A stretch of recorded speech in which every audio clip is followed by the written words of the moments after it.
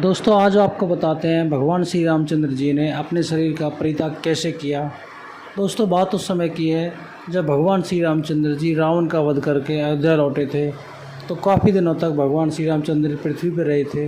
उसके बाद में एक धोबी ने, उसकी घरवाली बाहर रही थी और बाहर रहने के कारण एक रात बाहर रही थी। उसने श्री रामचंद्र जी का उदाहरण देते हुए कहा कि मैं श्री रामचंद्र जी नहीं है जो अपने घरवाली को किसी पराये मर्द के साथ रहने के बावजूद मैं अपने घर पर रख लूँ।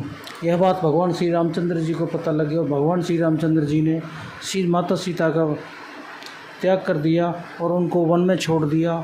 वहाँ पर वो एक वाल्मीकि जी के पास रही, महर्षि वाल्मीकि जी के पास रही।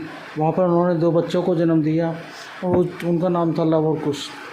उसके कुछ दिन बाद दोस्तों सीता ज़मीन में समा गई और लव और कुश को श्री रामचंद्र जी भगवान के पास सौंप गई। उसके बाद में दोस्तों कुछ समय बाद एक साधु के भेष में साधु आता है और वह साधु आकर भगवान श्री रामचंद्र जी से मिलता है और आकर के बोलता है कि मुझे सिर्फ आपसे अकेले से बात करनी है, मेरे साथ में और आपके साथ में कोई भी नहीं रहेगा। अगर मेरे और आपके अलावा मेरी बातों को कोई भी सुनेगा या देखेगा उसको आप मृत्यु का दंड देंगे। भगवान श्री रामचंद्र जी ने लक्ष्मण जी को बाहर भेज दिया कि आप बाहर खड़े हो जाओ, द्वारका की रखवारी में कोई अंदर आ ना पाए।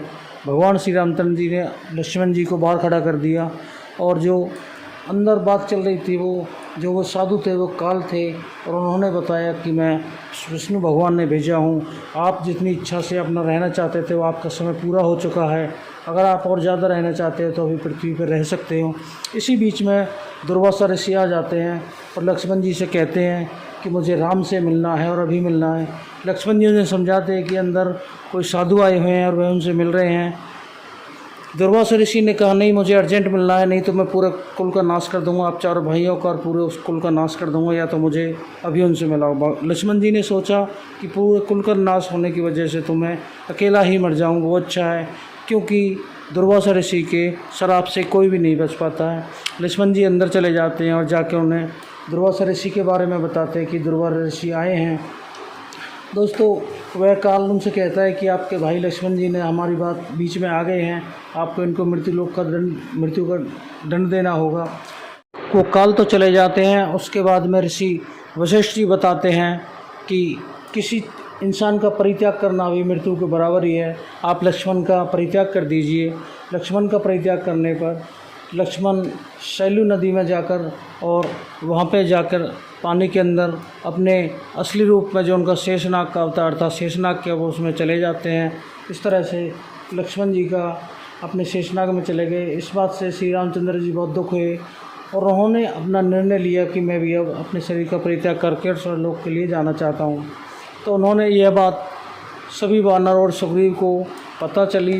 वो उनके पास पहुँचे। उनके पास पहुँचने के बाद में उन्होंने उनको सभी को समझाया, लेकिन वो सभी नहीं माने।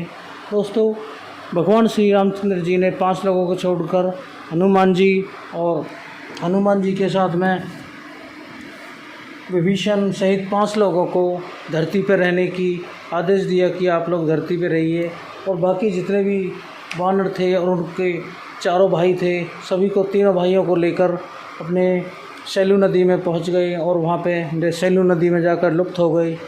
दोस्तों इस तरह से भगवान श्री रामचंद्र जी ने अपने शरीर का त्याग किया था।